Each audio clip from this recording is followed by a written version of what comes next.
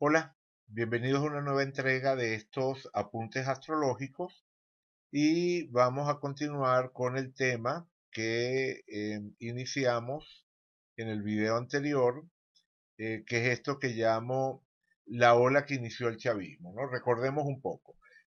Una vez que nos convencimos que la carta natal de Venezuela es la que se calcula alrededor de las 3 de la tarde del 5 de julio de 1811, por lo tanto, o sea, con un ascendente hacia los últimos grados de Escorpio. Una vez que nos convencimos de eso, trabajando con esa carta, definimos tres ciclos que de alguna manera serían la caja de resonancia que ha permitido el desarrollo de esto que llamamos el chavismo y que ha representado el vector, el gran vector de la política en Venezuela en los últimos tiempos. Por una parte teníamos el ciclo más amplio, que es el del retorno de Saturno, un ciclo de aproximadamente 28 años, que en este caso va de 1987 hasta los primeros días del 2017. En este ciclo todavía estamos, porque como digo, termina en los primeros días, el 5 de enero, si mal no recuerdo, de 2017. Los otros dos ciclos ya han finalizado. El de la retrogradación de Mercurio progresado y la revolución nodal. Pero digamos que todavía estamos dentro de esta ola, solo que estamos al final, ¿no? Aquí la gráfica es bastante clara, ¿no? El chavismo arranca con fuerza en el país, se vuelve protagónico en el país a partir de 1998 y en las elecciones de ese año es que Hugo Chávez gana y comienza todo el proceso que ya nos es familiar. Y yo estoy absolutamente convencido de que un factor esencial, de que el gran disparador astrológico de ese ascenso del chavismo como fuerza política fue el eclipse de 1998. Si lo vemos desde el punto de vista astrológico, ese eclipse amplificó la ola. ¿A qué me refiero con la ola? Toda revolución nodal se puede entender como una ola que comienza y va perdiendo fuerza a medida que avanza, ¿no? Es decir, comienza con gran intensidad y va disminuyendo hasta que termina y después comienza la siguiente ola. Algo como esto.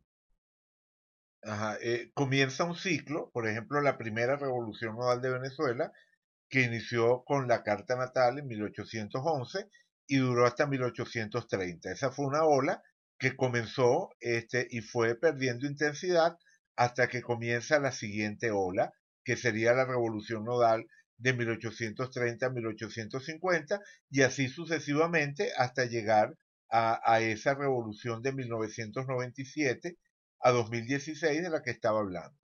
Pero la gran diferencia en este caso, como digo, es que recién comenzando esa revolución nodal, apenas estaba comenzando esa revolución nodal, y vivimos este eclipse que no es, o sea, no fue cualquier eclipse, o sea, todos los años ocurren eclipses, pero en primer lugar, no todos son totales, no siempre los eclipses son totales.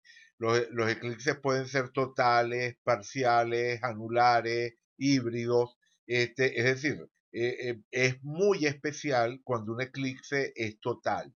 Podríamos decir que es el tipo de eclipse que reúne mayor fuerza y reúne mayor fuerza precisamente en aquella zona del planeta donde cae la sombra del eclipse total, o sea, aquellos lugares que están en el camino del eclipse. Y resulta que el eclipse del año 1998 no solamente era un eclipse total, sino que además era un eclipse total que tocaba el territorio venezolano. Por eso es que resulta un eclipse tan importante y que tuvo como efecto y amplificar la ola que ya venía naciendo a partir de esa revolución nodal 1997-2016 y que, como dije, también se alimentaba de los otros dos ciclos, de la retrogradación de Mercurio y del retorno de Saturno. Es decir, el eclipse es el factor que hace que esta ola aumente, adquiera fuerza y de alguna manera marque todo el periodo posterior. Pero como explicaba en el material pasado, esta ola está terminando. O sea, la ola en la que se montó el chavismo y que permitió que se desarrollara con toda la fuerza que se desarrolló, simple y llanamente ya ha perdido la mayor parte de su fuerza y durante lo que queda de este año termina de desaparecer. Ojo, con esto no estoy diciendo que el chavismo desaparezca como fuerza política. Lo que estoy diciendo es que la ola en la que se montó y que le permitió hacer y deshacer en lo que era el universo político venezolano durante todo este tiempo, esa ola termina. Y por lo tanto, el chavismo y la oposición al chavismo, el antichavismo, como sean cuales sean los nombres que adquieran las fuerzas políticas que le den forma al panorama que se desarrolla en Venezuela en los próximos años, lo cierto es que van a tener que jugar con unas reglas de juego diferentes. Digamos que después vamos a hablar de eso cuando lleguemos al punto, pero digamos que necesariamente se va a dar un movimiento hacia abordajes más pragmáticos de la realidad. Ese sería un primer elemento de ganancia. Estamos en un ciclo extremadamente idealista, o sea, donde el tema de lo neptuniano tiene una fuerza tremenda, lo cual, como lado positivo, permite precisamente movilizar recursos, energía, a favor de los más débiles, en función de esos principios de solidaridad de los que hablaba en materiales pasados, pero que precisamente por eso puede derivar en aproximaciones irreales, soñadoras y confusas, porque el lado negativo de Neptuno es lo confuso, las cosas que no están bien definidas. Digamos que no basta con las buenas intenciones. El problema con Neptuno es que más allá de esa formulación general de buenas intenciones que puede representar, le falta las herramientas, los recursos para implementar, para llevar la concepción ideal a la realidad. Y eso ha sido algo de lo que ha adolecido este ciclo. O sea, buenas intenciones ha habido realmente muchas, pero al mismo tiempo una serie de factores de ineficiencia, corrupción, desvío de recursos precisamente en función de una agenda política, gobernar más para un proyecto hacia afuera de Venezuela que hacia la consolidación real de un país, en fin, una serie de factores que tienen que ver con elementos que ya hemos mencionado en otros materiales. Y lo cierto es que la próxima ola es diferente. La próxima ola obligatoriamente se va a encarnar en modelos distintos. Eso no significa, como acabo de decir, que el chavismo desaparezca como fuerza política. Lo que significa es que va a tener que evolucionar, igual que va a tener que evolucionar cualquier fuerza que entre en juego dentro de lo que sería la configuración del escenario político a futuro. Después, cuando lleguemos a ese punto, argumentaré mejor lo que estoy diciendo ahora. Pero en este material, del cual ya llevo 9 minutos, más de 9 minutos, así que bueno, cierro este preámbulo porque me interesa, como dije, hablar del eclipse. O sea, quiero dedicar este material al tema del eclipse. O sea, ¿por qué razón ese eclipse, aparte de las dos razones que acabo de dar, que fuese un eclipse total y que además fuese un eclipse que tocara el territorio venezolano, ¿por qué otras razones ese eclipse resultó tan importante y cuáles fueron las consecuencias para el país de ese eclipse, es decir, qué tipo de ola generó. Aquí estoy diciendo que es la ola en la que se montó el chavismo, pero qué características tenía esa ola para permitir el impulso de esa propuesta política que es el chavismo. Y para eso, bueno, vamos a estudiar la carta del eclipse, ¿no? Aquí la tenemos, ¿no? 26 de febrero de 1998, la levantamos para Caracas como capital del país, y entonces este sería el mapa que describe la forma en la que ese eclipse se manifiesta para los venezolanos. Voy a quitar la cámara para que tengamos más espacio. Y bueno, lo primero que tenemos que hacer es ver dónde cae el eclipse. O sea, aquí tenemos que lo podemos ubicar en el grado 755 de Piscis. Alrededor del grado 755 es donde ocurrió ese eclipse del año 98. Si lo montamos sobre la carta de Venezuela, si montamos ese eclipse sobre la carta de Venezuela, fíjense que tenemos. Cae precisamente en la casa 4, esa casa que podemos asociar al pueblo y a las fuerzas psicológicas que se pueden mover de manera colectiva, lo que podríamos entender como la psique colectiva, la encontraríamos aquí, las fuerzas que le dan forma a esa psique colectiva. La casa uno nos puede hablar de la idiosincrasia de un país, de las características que podemos asociar de forma general a sus habitantes. Pero la casa 4 es la que nos habla de, la, de las fuerzas telúricas, por así decirlo, que se mueven en el interior de esa psique colectiva. Digamos que es la parte de lo profundo, del arraigo a nivel psicológico que puede tener un país. Y resulta que en la carta natal de Venezuela, vamos a primero a examinar esto, en la carta natal de Venezuela, para esa carta de ascendente Escorpio con la que estamos trabajando, la casa 4 tendría dos planetas muy particulares. Tendría a Quirón y a Plutón. Sabemos que en su lado positivo, Plutón puede representar profundidad, intensidad, fuerza transformadora, capacidad para enfrentar situaciones de crisis, capacidad para recuperarnos de situaciones de crisis. Pero en su lado negativo también puede representar violencia, puede representar una tendencia a imponerse sobre el otro. Digamos que es un poco el tema de la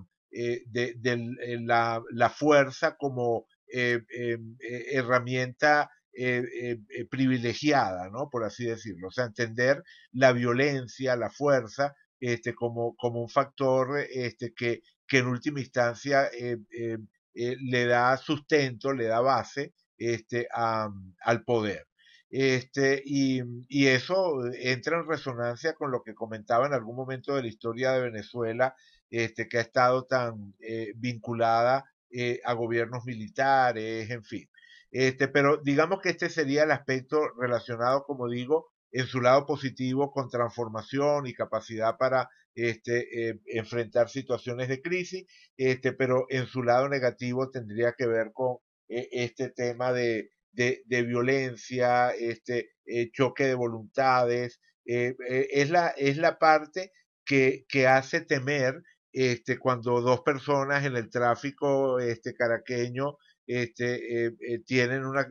chocan, tienen un accidente, y que puedan salir y de alguna manera intercambiar expresiones de agresividad que pueden llegar a escalarse, ¿no? Ese es el aspecto oscuro de Plutón. La violencia, o sea, la violencia que de alguna manera permanece latente y que también tiene que ver con ese Marte en Escorpio, en conjunción con el ascendente del país desde la casa 12. Digamos que es el aspecto de la barbarie. Ese Plutón representaría el aspecto de barbarie en el país. En ese sentido, podemos utilizar el imaginario de esa novela, de esa novela icónica venezolana, que es Doña Bárbara. La barbarie de Doña Bárbara estaría vinculada a ese Plutón en la casa 4 del país.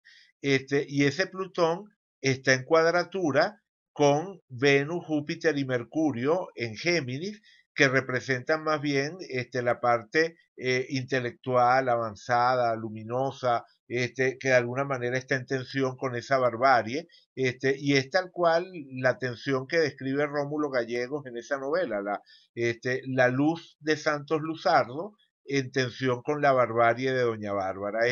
Esta es una forma de entender el país que efectivamente tuvo, digamos, como mucho eco, ¿no? O sea, por alguna razón Doña Bárbara fue o sigue siendo una novela tan importante para Venezuela, porque está reflejando un aspecto real de la psique colectiva, que es esta tensión entre Plutón, representando una violencia ancestral, por así decirlo, y una lucha por el cacicazgo, ¿verdad? Por imponer mis derechos a través de la fuerza o sucumbir ante aquel que es más fuerte que yo. Ese sería el aspecto trágico relacionado con ese Plutón en la 4, que busca ser redimido por todas estas fuerzas, vamos a decir, de avance, de civilización, representadas por Mercurio, Venus y Júpiter en Géminis. Pero en esa misma casa 4 nos encontramos con Quirón, que de la misma forma que Plutón tiene su lado positivo y su lado negativo. En su lado positivo tenemos que ese Quirón habla también de capacidad sanadora, Plutón habla de sobrevivir a crisis, y Quirón habla de resiliencia, de la capacidad para reponernos después de la herida, después de la enfermedad, por así decirlo. Pero ese Quirón, en el fondo de cielo, habla precisamente de las heridas de un pueblo, del sentirse traicionado, del sentirse relegado, de esa parte de la psique colectiva, que de alguna manera puede experimentar de manera particularmente intensa el tema de la injusticia a la que puede ser sometido. Digamos que desde la perspectiva de Plutón, la reflexión no tiene tanto que ver con la injusticia, sino simplemente como con esa valoración de la ley del más fuerte, por así decirlo, ¿no? Mientras que aquí en Quirón sí, aquí en Quirón se puede sentir el ser traicionado, el ser herido, el ser olvidado, el ser relegado. Ese sería el aspecto quironiano. Y está en cuadratura con Marte, que es el planeta que asociamos a la iniciativa, a la capacidad de lucha, pero también lo vinculamos con respuestas agresivas.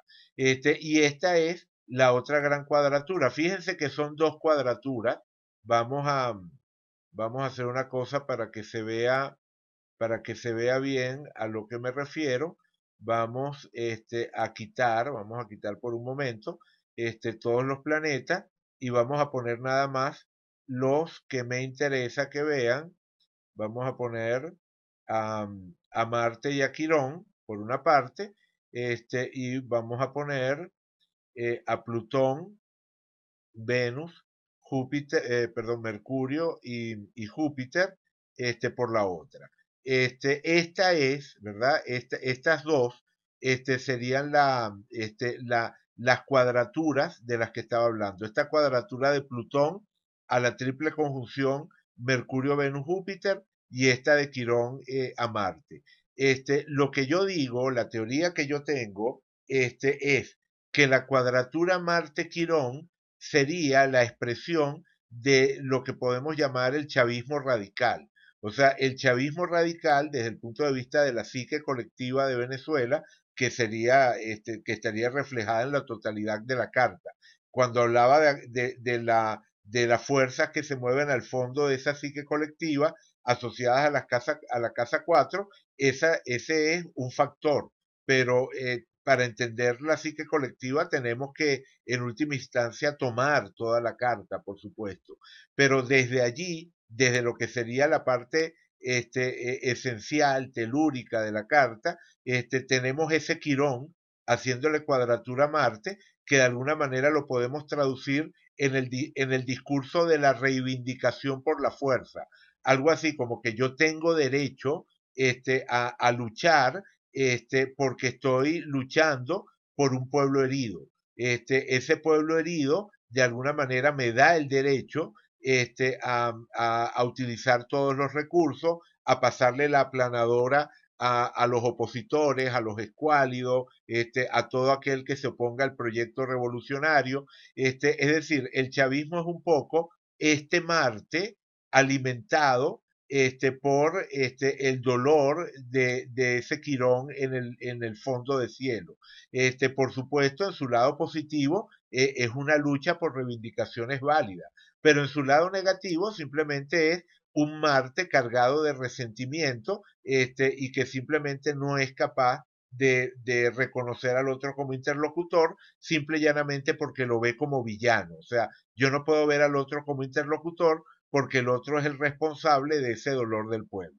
Esta es una fracción de la psique colectiva de Venezuela, pero es la fracción en la cual se atrinchera lo que sería el chavismo radical.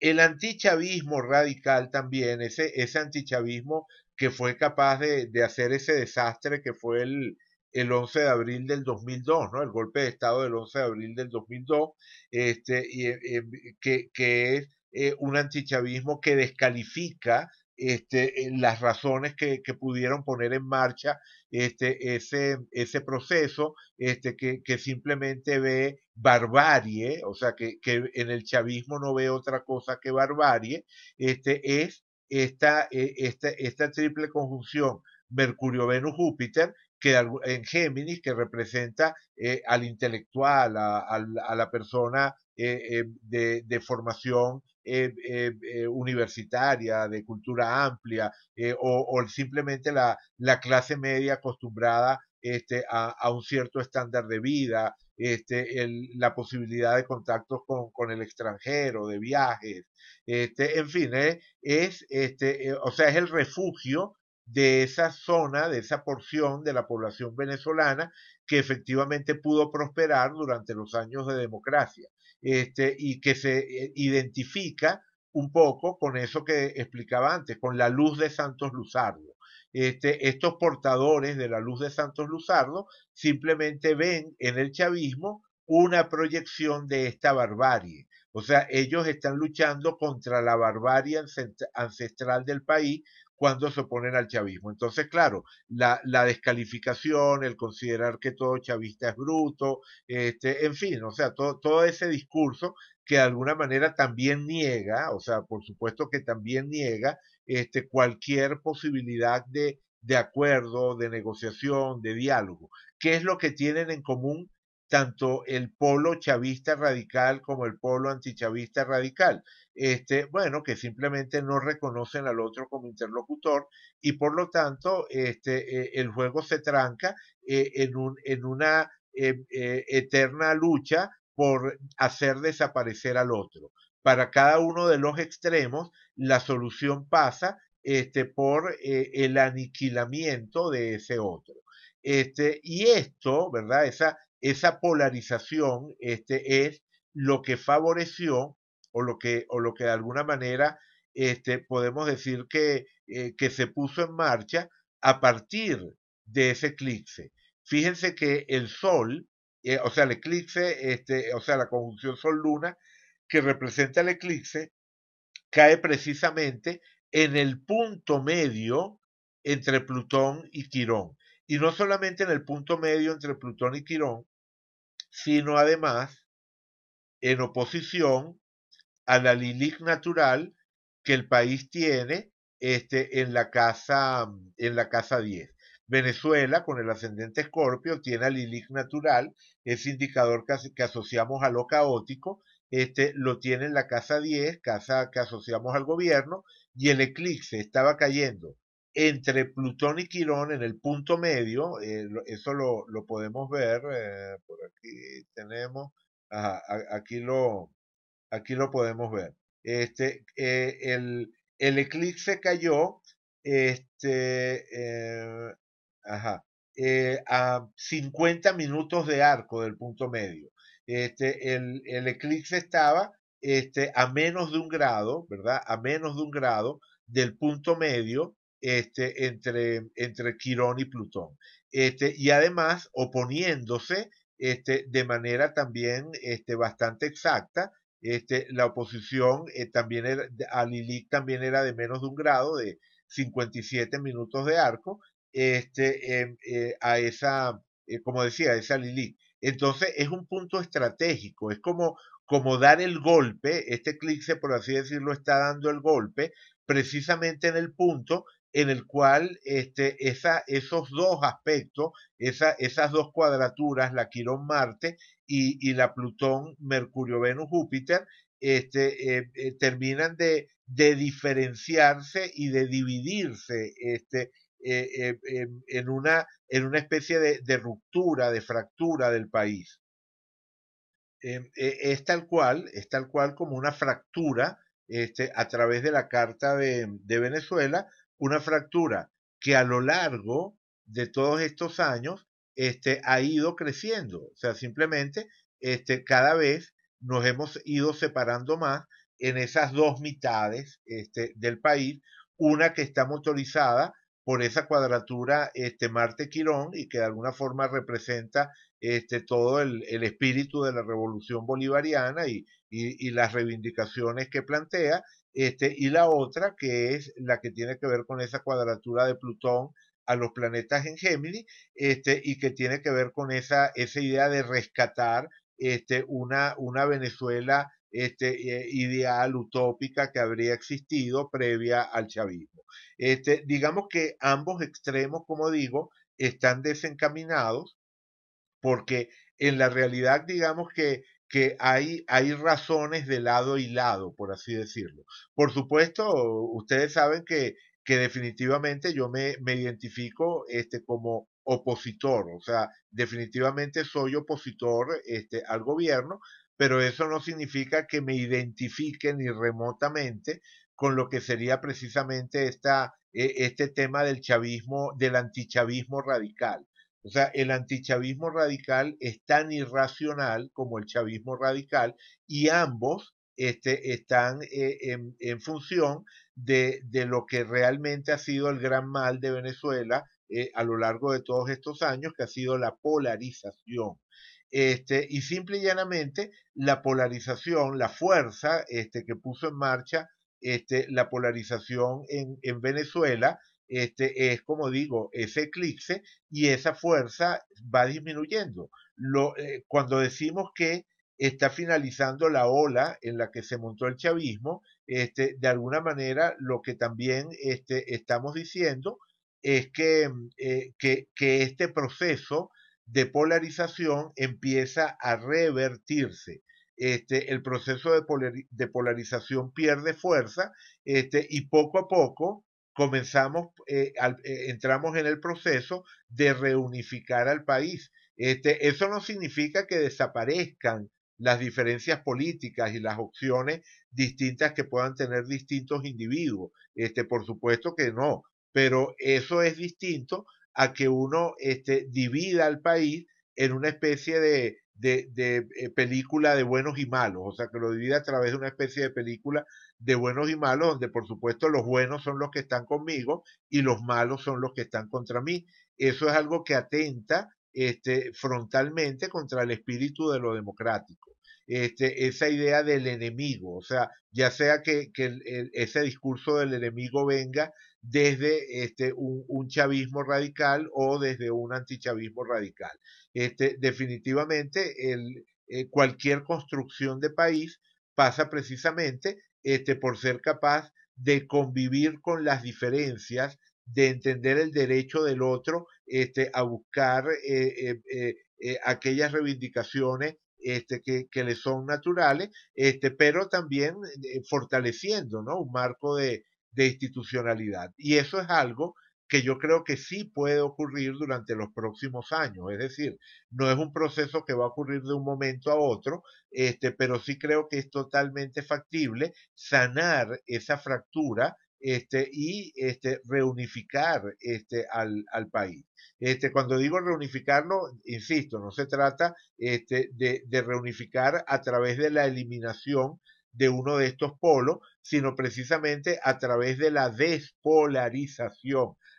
O sea, siempre existirán los radicales, pero lo importante es que no, que todo el país no entre en la agenda que imponen los radicales de lado y lado, ¿no? Ese sería un poco el gran cambio que creo que se estaría gestando. Disculpen, ok. Esto, perdón, a ver, esta es, no, este no perdón, disculpen, aquí, no sé, ajá, aquí está, ya lo encontré. Ajá, entonces teníamos eso, ¿no? Que el eclipse caía en un punto estratégico, ¿verdad? Justo en el punto medio entre Quirón y Plutón. Pero además hay otra cosa súper inquietante cuando uno ve este eclipse. En este eclipse también Quirón y Plutón estaban consecutivos. Pero a diferencia de la carta natal, donde están Quirón y Plutón consecutivos, ambos retrógrados, aquí aparecen Quirón y Plutón consecutivos, ambos directos. Pero, o sea, ya el solo hecho de que tengamos una seguidilla Quirón-Plutón en este eclipse, igual que existe la seguidilla Quirón-Plutón en la carta natal de Venezuela, ya sería otro factor para decir, wow, este eclipse como que tiene un vínculo especial con el país.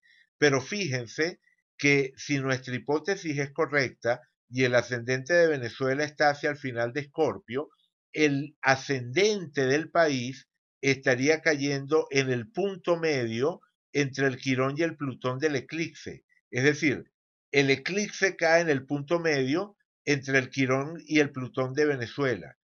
Y el ascendente de Venezuela estaría en el punto medio entre el Quirón y el Plutón del eclipse. O sea, definitivamente la correspondencia simbólica es extremadamente evidente. O sea, es un eclipse que está poniendo en movimiento esos arquetipos de lo quironiano y lo plutoniano. Y dada la morfología, la estructura de la carta natal de Venezuela, eso ha tenido como efecto el proceso polarizador del que estábamos hablando hace un momento. Más todavía, cuando uno analiza un eclipse, es muy importante tomar en cuenta el primer eclipse de la serie. O sea, ustedes saben que los eclipses se organizan por series, es lo que se llaman la serie Saros. O sea, cuando uno ve un eclipse, vamos a buscar por aquí la herramienta de eclipses, cuando vamos a buscar el eclipse en cuestión, el eclipse del año 1998, aquí está, el eclipse total, no, perdón, este acá, el eclipse total del 26 de febrero de 1998.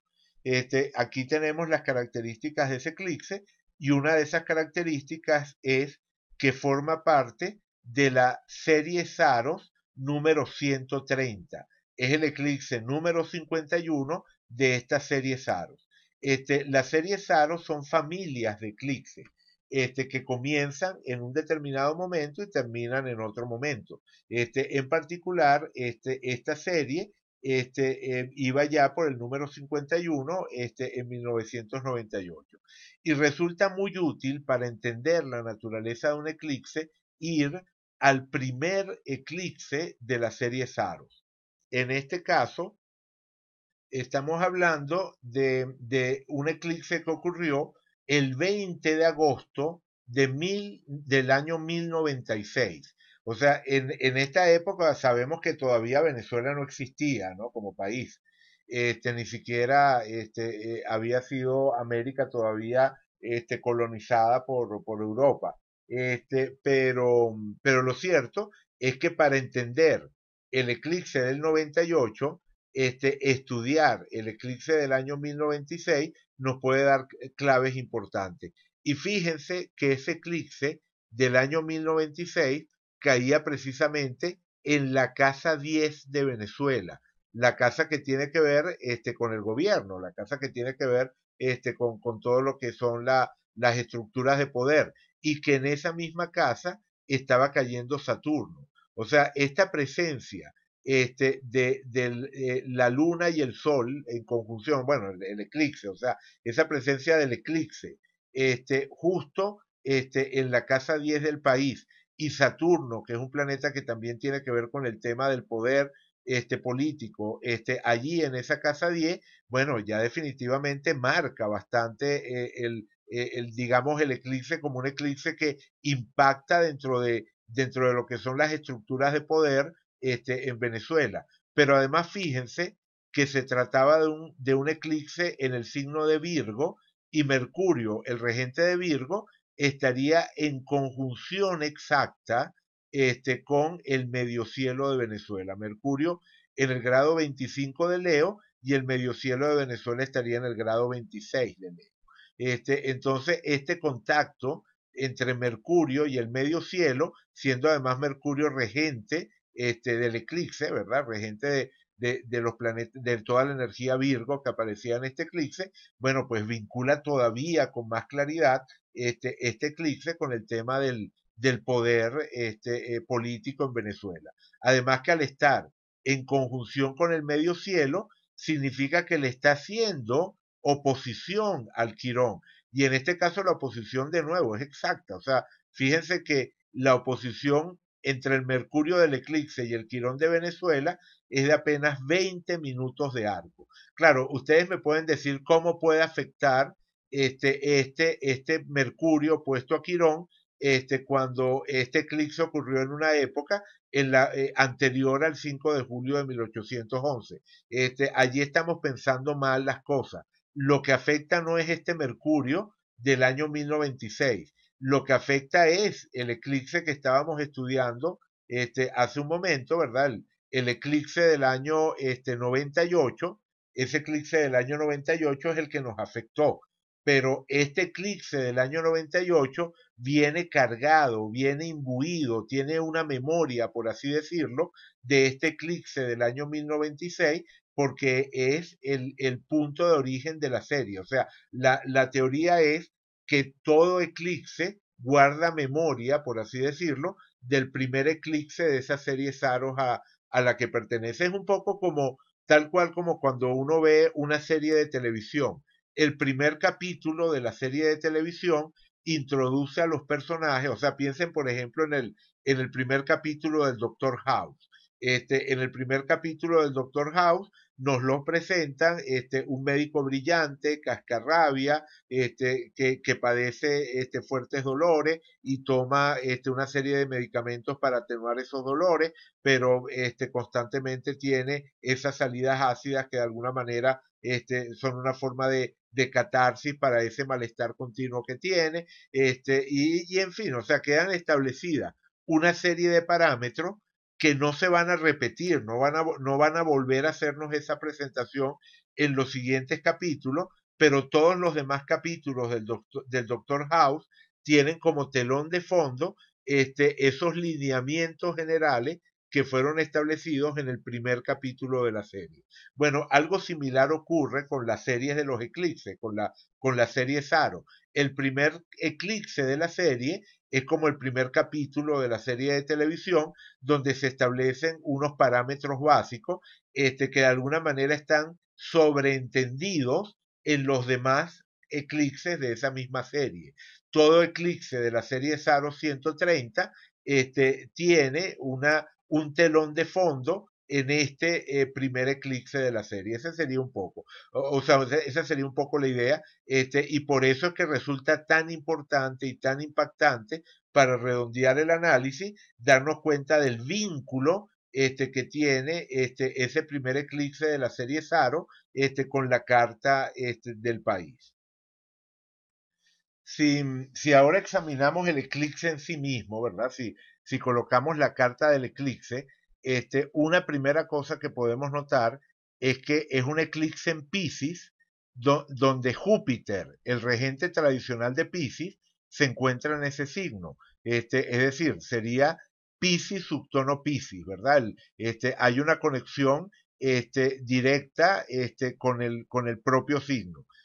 Pero además de eso, resulta que el ascendente para Venezuela sería Géminis y Mercurio, el regente de Géminis, también está allí, al ladito. De hecho, el eclipse ocurre precisamente entre Mercurio y Júpiter, ambos, como digo, en el signo de Piscis. Marte, que tiene que ver con todo el factor que podemos vincular al ascenso del protagonismo del aspecto militar, ¿no?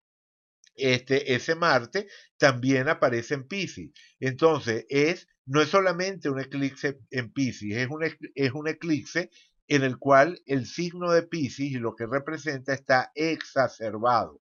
Y ahí es donde está todo lo que comentaba antes, las buenas intenciones y el espíritu redentor, y la carga mesiánica, que por supuesto estuvo vinculada a la personalidad de Chávez y a los intentos que se han hecho para convertir su memoria en un culto, ¿no? Para convertirlo en una figura cuasi religiosa. Y bueno, junto con ese aspecto idealista y que en su lado positivo tiene que ver con el deseo de redención y de ayuda al prójimo y cosas de ese estilo, viene también lo otro que decía, el aspecto confuso, la niebla, por ejemplo, todo lo que tiene que ver con la corrupción administrativa, se favorece muchísimo en un ambiente pisciano donde los controles se relajan y donde basta el ser reconocido como parte de la causa para ser provisto prácticamente de una especie de patente de corso, ¿no? Y eso es lo que ha ocurrido en buena medida, o sea, se han creado camarillas donde precisamente con esa excusa de formar parte de la revolución, se perdonan un poco como las transgresiones de unos con otros y se crean como círculos de solidaridad entre esos grupos que de alguna manera terminan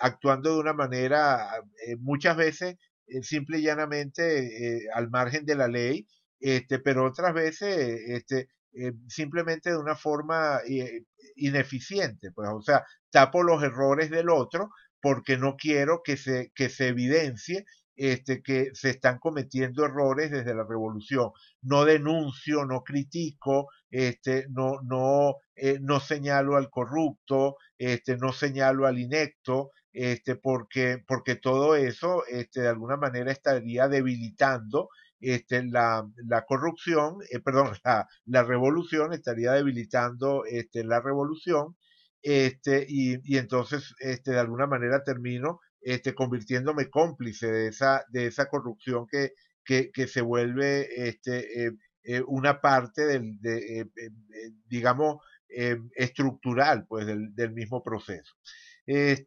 Muchas veces de una forma que no se hace del todo consciente, o sea, donde se hacen como juegos mentales para no aceptar, para no admitir que efectivamente se está colaborando con esos procesos que deterioran, que en última instancia deterioran el país. Y cuando hablo de corrupción no me refiero solamente a quien roba, sino, como decía, a la persona que sin tener las credenciales apropiadas o la experiencia apropiada, termina en un puesto de responsabilidad técnica y toma malas decisiones porque utiliza esa posición como plataforma política y para seguir expandiendo y avanzando en el proyecto revolucionario en lugar de atender los problemas prácticos que tendría que atender con relación a cosas como como la electricidad o el abastecimiento o cosas de ese estilo. En fin,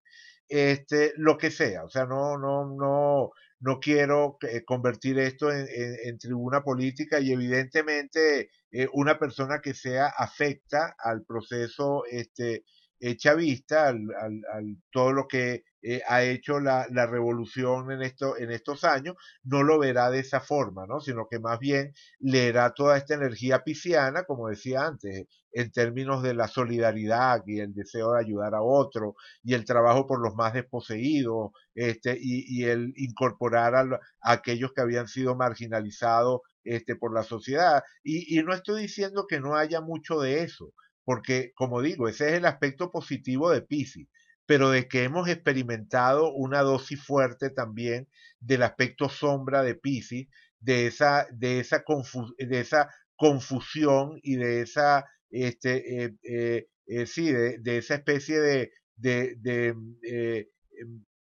ceguera selectiva, o sea, de ese no ver los defectos, o sea, ese negarme a ver los defectos, ya sea del presidente o del ministro o del quien sea, ¿no? O sea, ese aspecto de lo pisciano que tiende a idealizar a la persona y a no verla tal cual es y a no exigir los resultados pragmáticos porque de alguna manera estamos viviendo del sueño y de la ilusión. Ese es otro de los factores que efectivamente ha estado presente en esa ola en la que se montó al chavismo. Y lo cierto es que esa ola, como decía, está llegando a su final y en el próximo material creo que ya podríamos empezar a analizar el momento actual y a tratar de plantear escenarios posibles a partir del 2017. O sea, por supuesto, ver un poco qué podemos esperar de lo que resta del 2016 o cuál sería las fuerzas que estarían en juego en lo que resta de este año 2016, pero sobre todo tratar de imaginar cuál es la nueva ola y cuáles van a ser las características de esa nueva ola que estaría comenzando con el año 2017. Pero por lo pronto vamos a dejarlo hasta acá. Gracias por estar allí, gracias por acompañarme en esta nueva entrega y bueno, será entonces hasta la próxima.